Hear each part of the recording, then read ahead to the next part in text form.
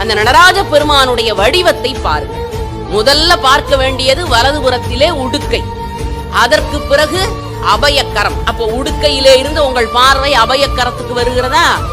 அபயக்கரத்துக்கு பிறகு வீசிய கரம். அந்த வீசிய கரத்தை பார்த்த பிறகு இடது பக்கத்திற்கு செல்ல வேண்டும். இடது பக்கத்திலே தழல், அழல் ஏந்திய உரு. இப்ப நன்றாக கவனியுங்கள்.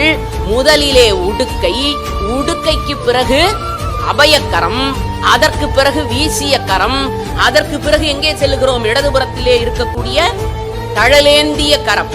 அதற்கு பிறகு நாம் கீழ் நோக்கி இருக்கக்கூடிய குஞ்சித பாதமாக விளங்கக்கூடிய திருவடி.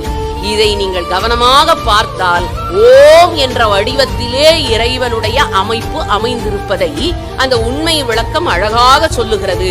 உடுக்கை என்பது சிகரம், வீசிய கரம்